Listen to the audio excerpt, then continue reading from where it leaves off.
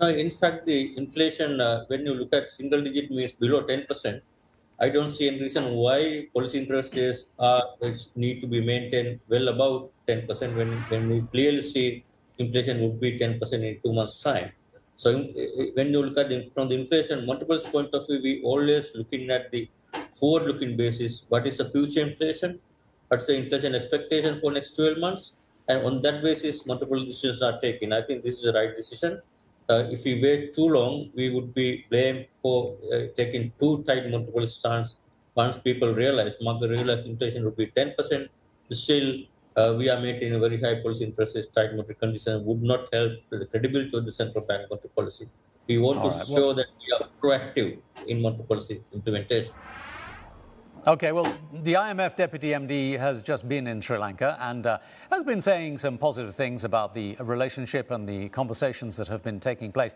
But he also said, and I quote, "But the economic recovery remains challenging. Now more than ever, it's essential to continue the reform momentum."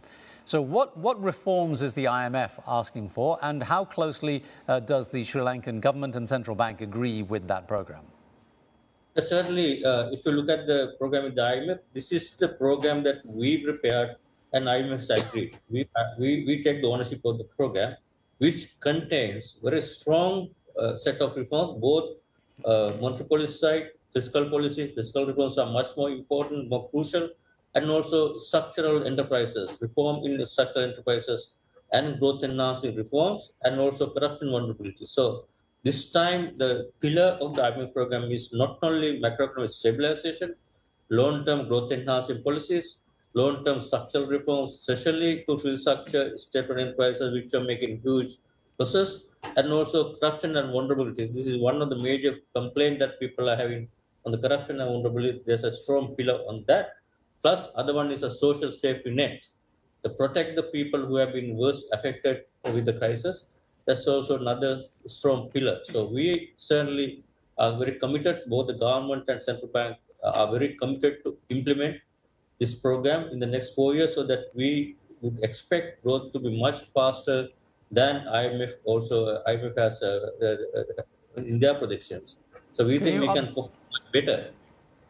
can you update us on the status of negotiations over existing debt with current creditors? In terms of negotiation the debt, in fact, the Minister of Finance is working on three pillars. One is on the commercial creditors.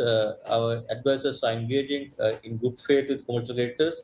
We are making good progress. And on the other hand, the with official creditors, now we have India, China, India, Japan, and France. Together, the Press Club has formed this coordinated platform, so we are making good progress in that front with the official creditors, and also on bilateral basis we are having discussion, engaging with Chinese authorities on the Chinese side, and also other non-Paris Club members. And also the third important pillar is a domestic debt optimization. That's also government is looking at a strategy how the government, domestic sector can make a contribution in terms of debt relief for the government. That's also in the working. We have All made right. good progress. We are hoping to announce all strategy pretty soon so that it will clear the markets, it will clear the outlook, and this will help the economy to recover much smoothly and faster in the second half.